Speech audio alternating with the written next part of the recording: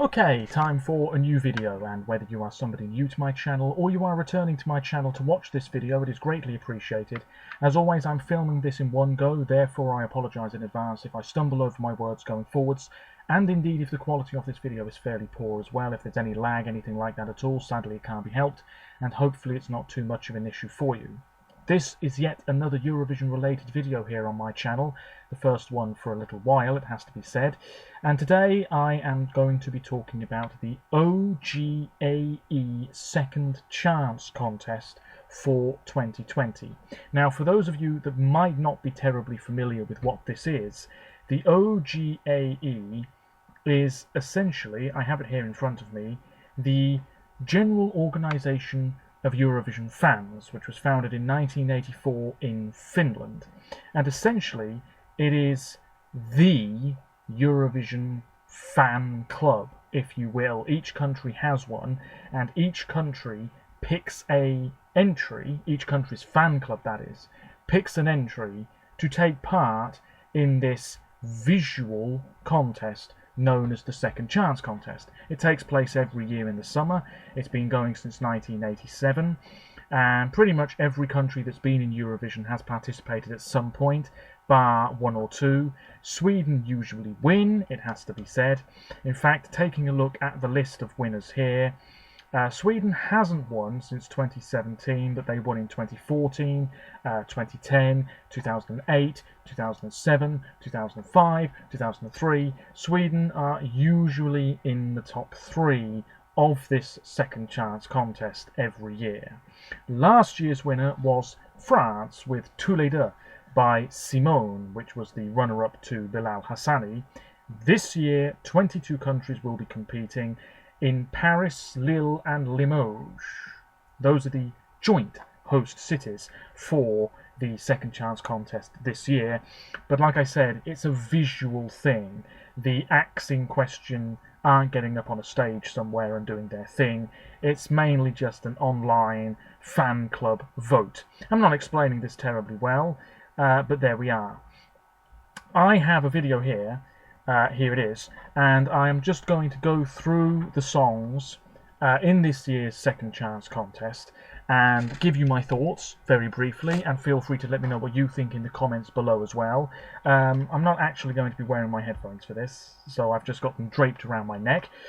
But anyway, Monsieur Eurovision has uploaded this video, and I am aware of the songs in question. I am aware of the running order. I'm not sure exactly when the Second Chance Contest for 2020 is going to be taking place. Does it say here? Doesn't say the specific date, but it must be coming up soon. And it's the 34th edition. No Moldova, even though they did have a national final, did they not? And yeah, France won last year, Italy were the runners-up last year, and Sweden finished in third place last year. Now, I ought to load up something else as well. I do apologise, this is a rather messy video already, but I'm going to get straight into it. The first song is Call for Love by Kayat, which was involved in the Ukrainian selection for Eurovision this year. Not my personal favourite, it has to be said. Of course, OGAE won in real life. Probably Vegan, actually, by Jerry Hale was my favourite. That song finished 6th in the grand final, so last overall, but Call for Love was the runner-up. And this is quite a cool and interesting song. It's an interesting sound, and Ukraine usually do bring diversity to the table when it comes to Eurovision. So this song, it's got quite a catchy beat.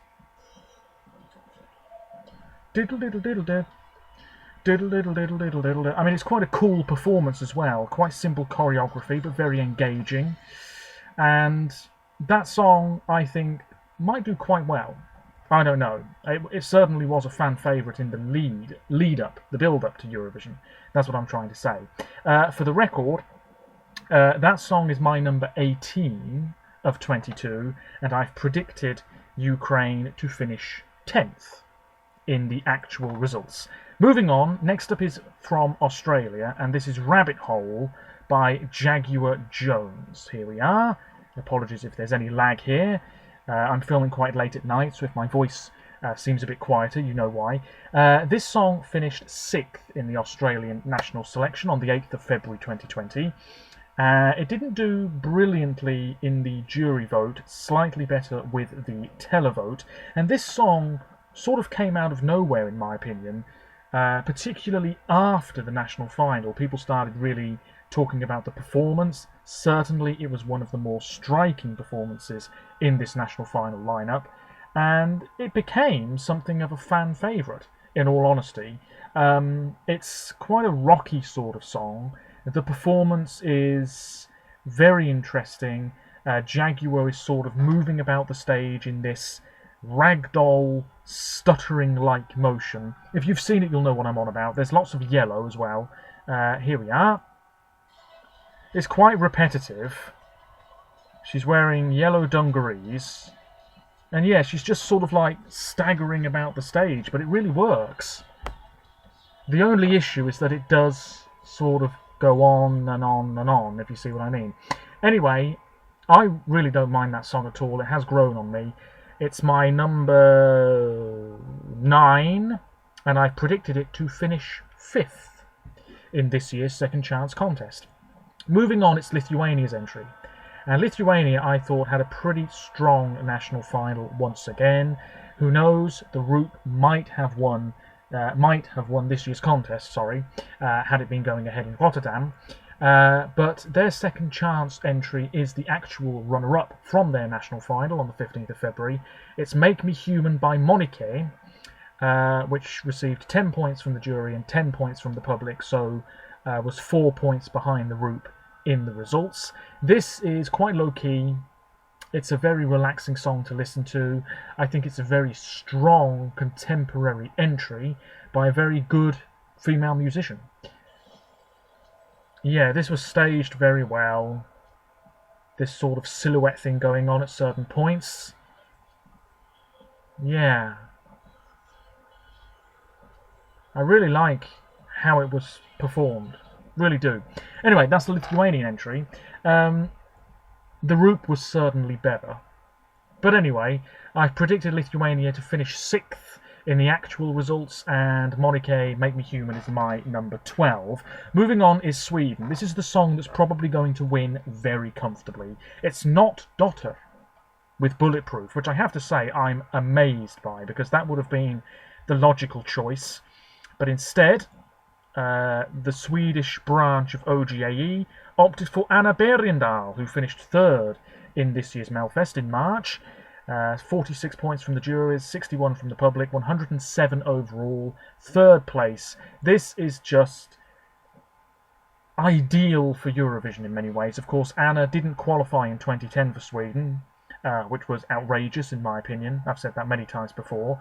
But here she was in a black dress, bunch of guys surrounding her on stage, strutting their stuff. It's a catchy song.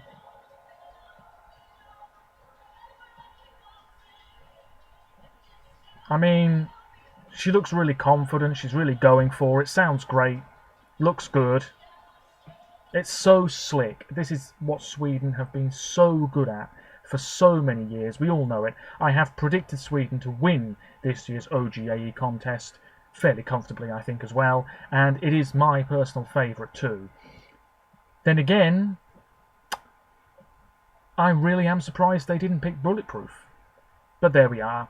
Maybe Kingdom Come is the more Eurovision type song. I don't know. Anyway, let me know your thoughts. Next up, Slovenia.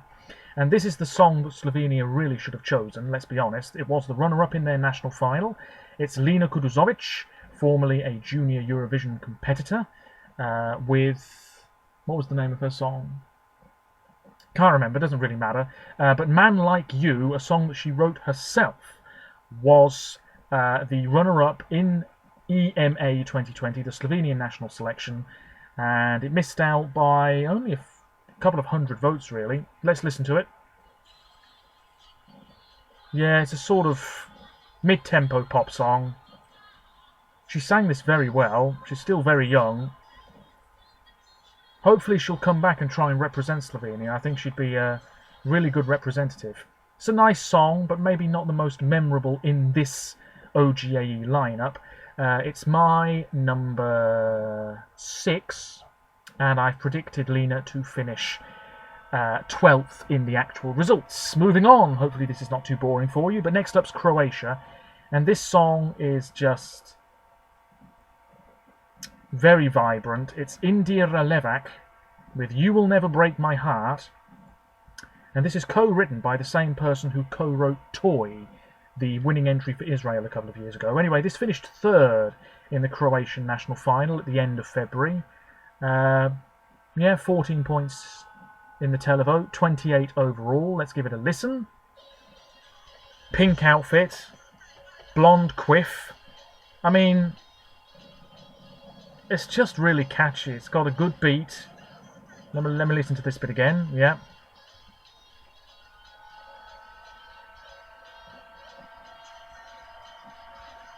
I mean, you can just sort of sing along with it. It's really easy to get into. Very nice. Would have been a worthy Croatian entry, but alas. Next up is... Oh, I should say that Croatia is my number 14, and I've predicted that song to finish 13th in the actual results. Norway is next.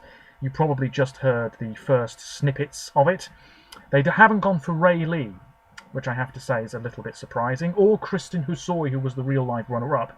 They've actually gone for Rain Alexander. Now, as I'm sure we're all very much aware, there was a bit of controversy in the Norwegian national selection, because during the final there was an issue with the online voting, and it's very possible that Rain would have faced off against Ulrika in the final too. That may well have happened. Instead, he didn't even make the final 4. But this song... yeah, a bit of a fan favourite, definitely. Dry Ice. Bunch of people around him. Massive beard. One Last Time, Rain Alexander. I mean, he sang this very well. It's quite dramatic and a little bit over the top. You know, typical Eurovision stuff, some people might say. It would have done very well at the contest, had this year's contest gone ahead, and had he been chosen. It's my number 2. No, it's not. It's my number 3. And I've predicted Rain to finish 4th in the actual results. Don't really need to say too much about the song. I'm sure we're all familiar with it. Next up is San Marino, who are indeed competing. And this is Obsessed, which was the runner-up in that hastily put-together national final sort of thing that San Marino had. Freaky, of course, was the one that came out on top. But Obsessed is not a bad song. It's just... quite plain, fairly simple, but still considerably better than some of the entries San Marino has had in the past. I don't think I've ever seen the music video for this. But anyway, that's Obsessed by Senate. Really don't need to say much about that because there's not really much going on. I think it will finish 21st in the actual results, and it's my number 19.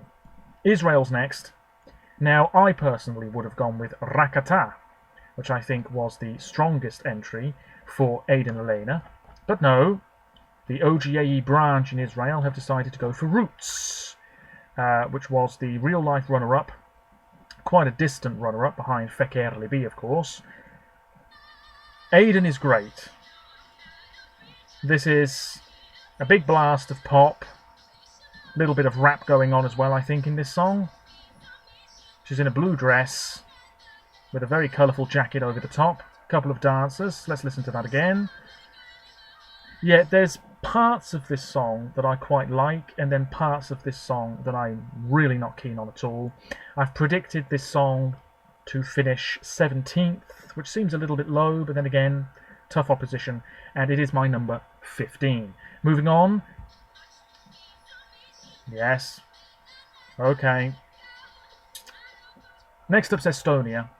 And this was the favourite to win by some distance, but Estonia decided to pick Uku Suviste instead. This song is Jakub Twisk, rather that's the artist, and the song is called Beautiful Lie. He wrote it himself, and this finished second, a very distant second, in the super final of this year's Eesti Laul. It's a ballad very much in the mould of Arcade, last year's Dutch winner.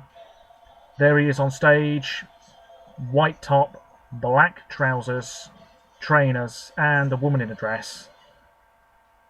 It's quite theatrical, quite dramatic, but very beautiful. Really nicely done. Not over the top as well, which is really nice. It is my number 7, and I think Estonia will finish 11th in the actual results. Must move on. Next up is a huge fan favourite, and I had a feeling this was going to be the one that Italy selected. It is Andromeda by Elodie, which I think finished about 6th in the actual results of the Sanremo Festival. This is cool stuff. Mahmoud co-wrote this, of course. Yeah, she really is a great performer, Elodie. She had a great song in Sanremo a couple of years ago called Tutta Colpa Mia. Fantastic, very different. I just feel like if she keeps coming back to Sanremo, she might be damaged by the juries every time. I don't know. Let's listen to that again. She looks superb, it has to be said. Yeah, this is great. This is great. A lot of countries would really benefit from sending a song that sounds like that. It might win the OGAE contest this year, very possible. I predicted 2nd place, and it's my number 4. Next up is Denmark. This did not make the final 3 in Denmark, I believe. It is Jasmine Rose featuring Roxall Loops with Human. Great stage in Copenhagen, it has to be said. A shame nobody was there to see it, because of course it was behind closed doors. You've got all of these flowers on the LED screens. Again, a fairly contemporary piece of music, this. The bloke next to her in a silver outfit and a silver face. Yeah, it's not a bad song, but it certainly wasn't my favourite from Dansk Melodi Grand Prix.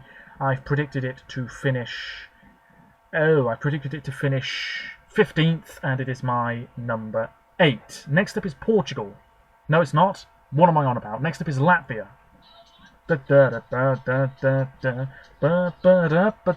This is Heartbeats by Katrina Dimanta, formerly part of Arzemnieki, who represented Latvia in 2014 in Copenhagen.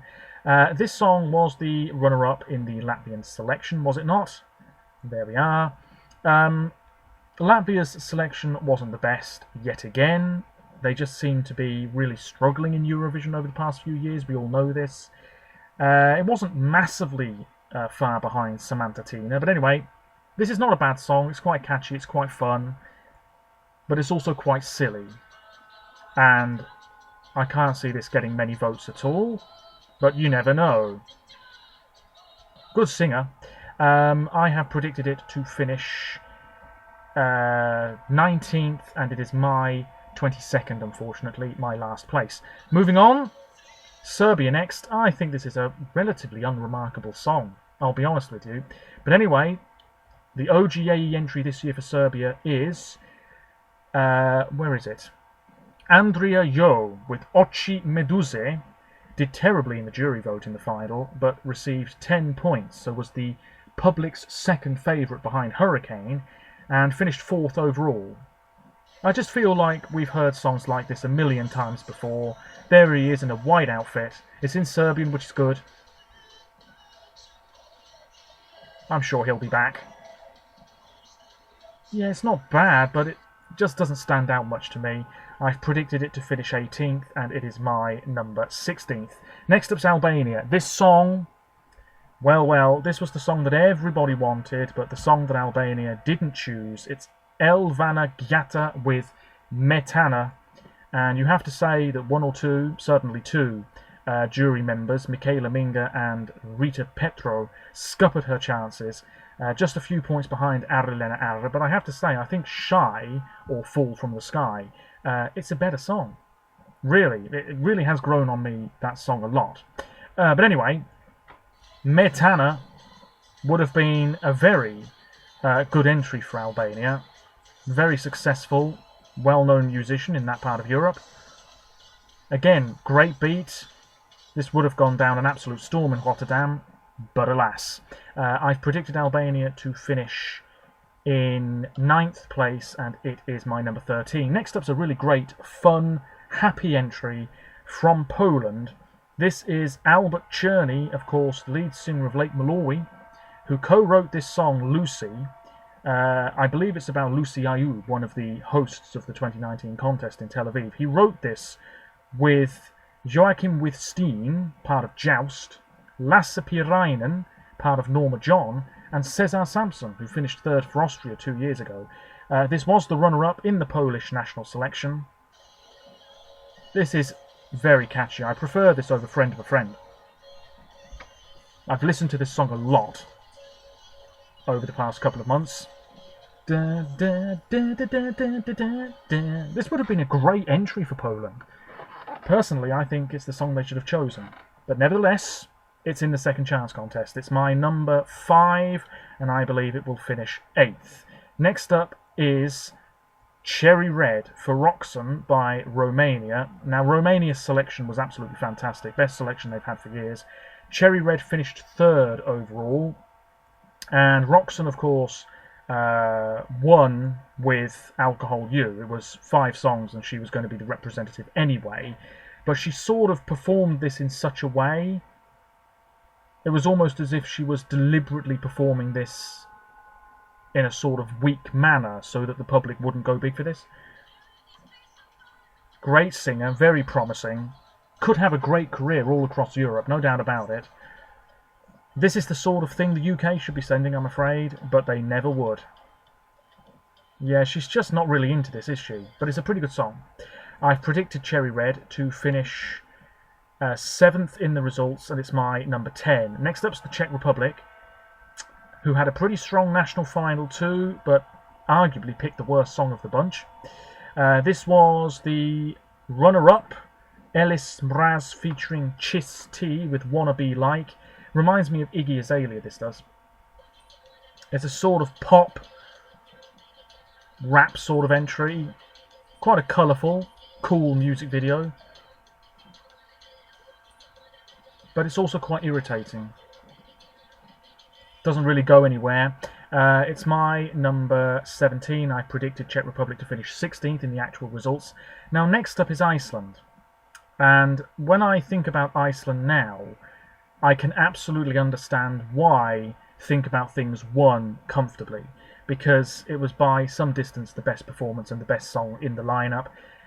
The second chance entry for Iceland is Al Myrkvi by Dimma, who are a very well-known rock group from Iceland, and this was the runner-up, and this is really not that amazing.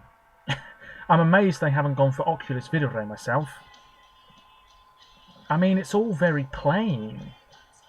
For a rock song, it's very dull. Long-haired lead singer, of course. I mean, I suppose because they're quite famous in Iceland, that's why they finished in 2nd place. But this would have been a really disappointing Icelandic entry. It's my number 20, and I predicted it to finish last in the actual results. Next up's Armenia. Also quite disappointing, their national final, it has to be said. The runner-up was Life Faces, but let's be honest, that song, who really remembers it? I don't, gotta be honest. They've gone for Save Me by Tokyo 9 instead, which I think was the fan favourite in the Armenian selection in the build-up to that national final in mid-February. Finished 6th in the actual results. White top, black beanie. I mean, it's not a bad performance and the vocals are okay. Just maybe not quite as energetic as you would have liked. Would have been an alright Eurovision entry. I have predicted it to finish 20th, and it is my number 21. This is a lovely little entry now. It's the Portuguese entry for the Second Chance Contest. The winner in real life was Medo de Sentir, which is fine. But this is arguably the song that Portugal should have chosen. I hope she comes back. It's Barbara Tinoco with Passepartout. It's a song in French. The juries, for some reason, just didn't like this. Maybe because it wasn't in Portuguese. I don't know. 18 points in all. Was the runner-up. This is just very, very cute. More French than any French entry we've had for a long time. I mean, bit of dancing, lovely stuff. And Portugal, I think, will finish, where are we looking here? 14th, and Passepartout is my number 11. Do bear with me, we're near the end. Next up's Cicciolina. of course, arguably the fan favourite song from all the national finals this Eurovision season. It's my number 2, and I predicted Finland to finish 3rd. This is, I mean, I don't want to use the word typical, but it is in a way typical Eurovision pop. Erika Wickman really performed this well. It's quite camp, it's a little bit over the top, but it's really, really catchy, and I hope she's back for Finland at some point. The juries didn't mind this, but really did ruin her chances. The public put her in 1st place, but of course Axel won overall. Let's give it a watch. 2 people dressed as bears on stage. She's in a tight pink outfit. This is great. I mean, this would have easily been Finland's best Eurovision entry for such a long time, and it would have been in the final too. Just fantastic. Maybe not massively original, but still fantastic. And that's it. Well, I do apologise, I'm not going to lie, this is probably a very dull, messy video, and it's ended up being nearly half an hour long, so I do apologise for that as well. Let me know your thoughts. Who do you think will win this year's OGAE Second Chance Contest? I think it will be Sweden, it could be Italy, it could be Finland. It's probably going to be one of those 3, but if you think otherwise, let me know. As always, there will be links to my other social media pages in the description below, and I will be back at some point soon with another Eurovision related video. I intend to film one very soon about prospective UK representatives at the contest. My previous video, do leave comments on that video if you so wish, telling me your thoughts on who should represent the UK in the future, whether that's next year or much further down the line. Much appreciated if you do so. And I think that is it. My thoughts on the OGAE Second Chance Contest for 2020. Until next time, thank you very much for watching, much appreciated, and bye for now.